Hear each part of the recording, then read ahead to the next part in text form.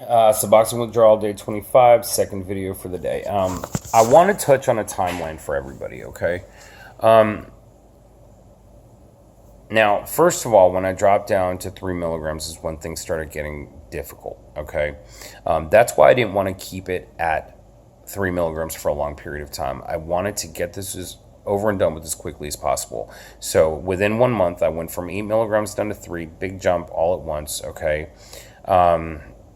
So it's a 5 milligram jump. Okay. Then at 3 milligrams, I stayed at that for maybe a week, and then I dropped down to 2 another week, and then I dropped down to 1. I was only on that for maybe 5 or 6 days, and then I dropped down to 0.5 for 2 days, and that was it. I said, I'm done, and I jumped.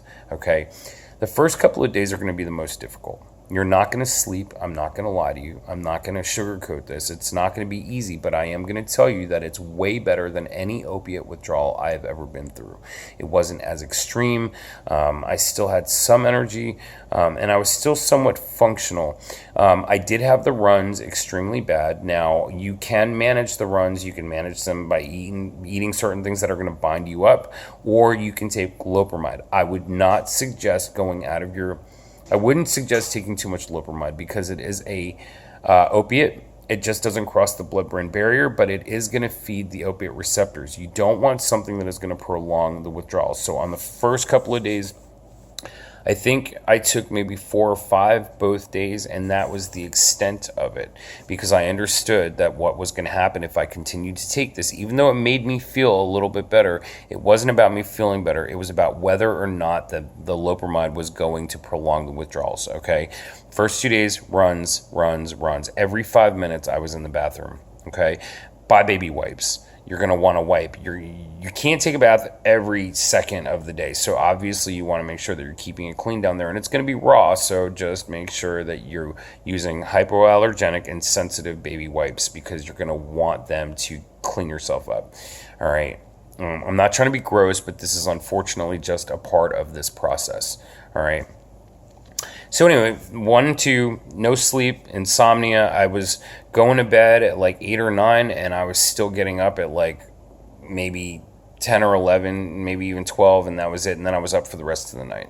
Okay. If you can sleep during the day, my suggestion is grab a nap wherever you can. Your brain's going to want to stay awake. Your body's going to not want to stay awake. So any sleep that you can grab it. Okay.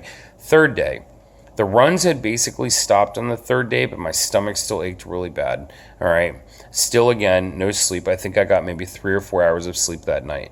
Now, on the fourth day, things started to get a little bit better. Little by little, you start noticing things. You become very philosophical, or at least I did, and whimsical. I mean, I was, thinking about all of this stuff and feeling things, and a lot of times I didn't even feel like I even made any sense. But it was helpful to talk about it as much as possible. I'm blessed in the way that I'm married, so of course my husband would come home and we would discuss what was going on, and it was just very beneficial, I think, for both of us because he got to see all of the changes, and there were a lot of changes, especially by day 4. Day 5, still no sleep. I mean, a little bit here and there. Look, this is why I was taking melatonin. All right. My suggestion is to not overdo it. Our addicted personalities want to overdo everything.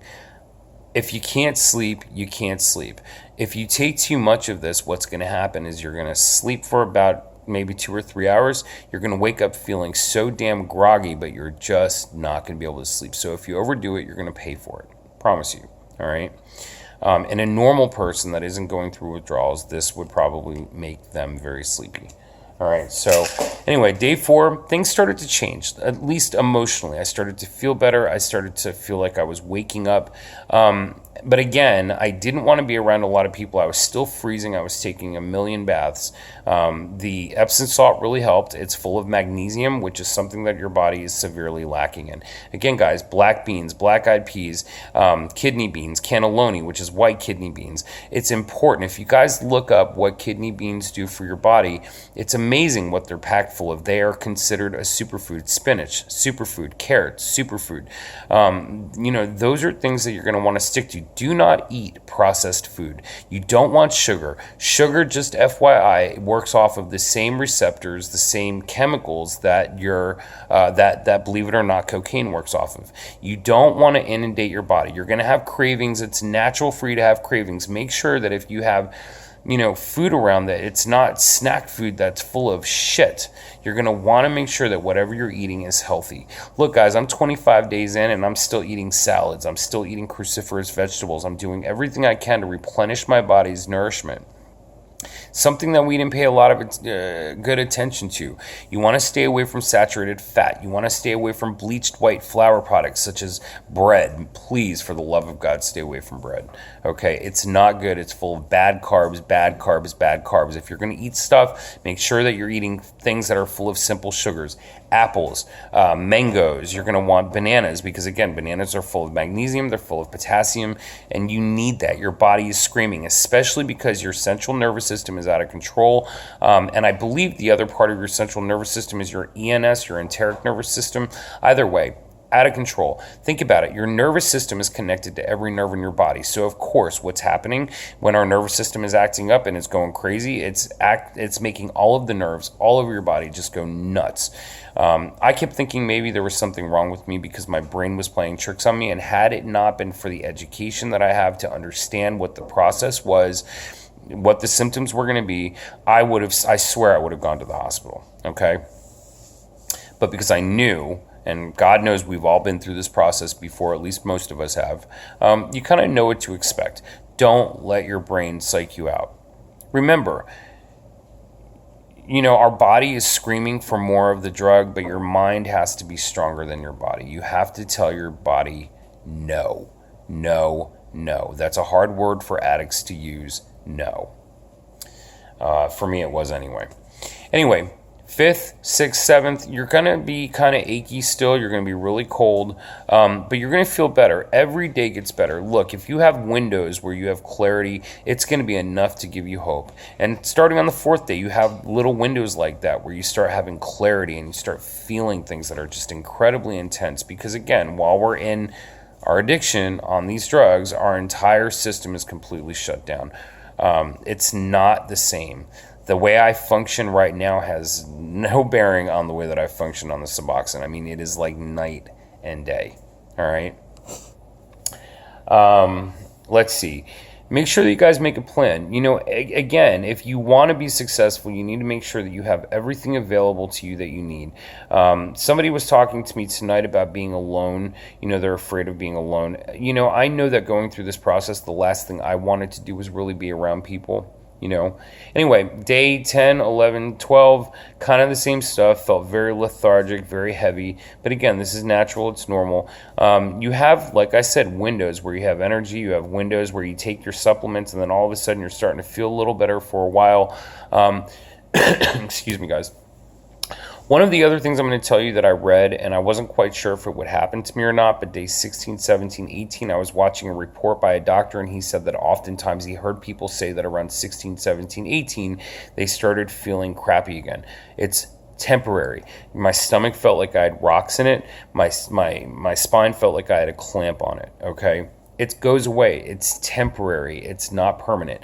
On those days, don't overeat. Do not overeat. Try to eat small portions, because if you overeat, you're going to suffer and you're going to hate life. You're going to hate it. So try to be as selective as possible about what you're putting in and make sure that they're small portions. Okay? You're not going to be able to sleep. I know that if I were to overstuff myself today, I'd be tired and I'd pass out. The fact of the matter is that you're not going to be able to pass out. You have insomnia because your noradrenaline is through the roof. Okay? That's why you have insomnia. Suggestion number 1, don't put any more chemicals in your body, meaning do not go on benzodiazepines unless you absolutely have to. The purpose of going through withdrawals is to get your body cleansed, to get all the chemicals out. Okay, I understand that some people take benzos along with the pain medication.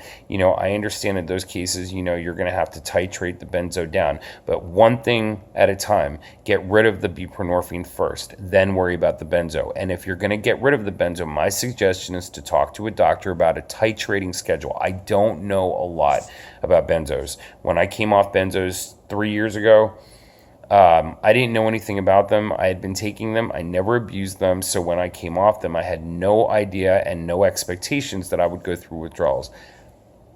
I did. Pretty bad. You could have seizures. You know, you want to make sure that if you're doing that, you're talking to a doctor to help you come off. I went through 9 days of hell, and I didn't have seizures, but it was 9 days of hell. Your blood pressure's up really high. Your heart rate, your heart's palpitating. They call it tachycardia. It's just a normal process, and like I said, it's a very dangerous process. But again, my suggestion: come off the buprenorphine first. The benzos are going to be a little more difficult to come off. They take a lot more time. You have to do it very slowly. Okay, but if you're not on benzos, I wouldn't suggest adding benzos to your supplement list. Again, the point is to try to get off of everything. All right, I did smoke pot. I've quit smoking pot. The pot was meant as a tool. It was meant as a way for me to kind of deal with everything, not only physically, but it allowed me to sleep, and it enticed my appetite, which is something that I was having a really hard time with, especially in the very beginning. Guys, this is doable. You know, the Suboxone withdrawal is nothing near the way that Oxy was for me. If you're titrating it down quickly enough or well enough, you shouldn't experience extreme withdrawals. I'm not going to lie, it is difficult, but it's much more palatable to go through the Suboxone withdrawals than it is for me to have ever gone through Oxy. Heating pad, Epsom salt baths. You're going to want to take as many baths as possible. You're cold. Your hypothalamus is it's dysregulated, and what's happening is that's what controls your internal body temperature. If it's not working correctly, obviously it's not going to regulate your body temperature. That's why you feel cold. Take baths. Wear a sweatshirt. Walk around with a blanket. Get a heating pad. You know, again, these are all things that you can do ahead of time to make sure that you are absolutely prepared for all of the inevitable. You may not want to cook. If you want to go to the store and buy yourself a couple of, microwave meals, and make sure that they're healthy, but, it's an easy, quick fix. That way you're not having to get up. You're not having to cook a lot of stuff. I wish that I had done that. Hindsight's 20/20, but it is what it is. Guys, this is doable. I'm going to make another video tomorrow that's more in depth on a lot of this stuff. I just wanted to kind of touch base on a timeline and what you guys are going to go through. Listen, if you're going to start taking the vitamin C, make sure that you start it ahead of time before you make the jump. All right, because you're going to want to saturate your body with that. And remember, the vitamin C, the purpose of it is to feed those opiate receptors. It puts something in them, it makes them calm down and settle, or at least in my experience, it did. Everything that I've read, all the videos that I've seen state that it does help. And it did help me. I believe wholeheartedly that it absolutely lessened the withdrawals. Look, nothing is going to make the withdrawals go away, but it is going to make it you're going to be more apt and able to deal with what you've got going on. So anyway, guys, if you have any questions, concerns, comments, feel free to leave them. I will get back to you as quickly as possible. I try to answer all the comments. I try to answer questions, and tomorrow I will make a more in-depth video. I made this tonight because I promised somebody I would.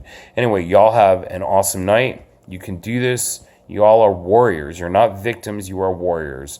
And you'd be surprised what you can go through. You come out the other end feeling like a victor. Anyway, y'all have a great night. You can do it. Take care.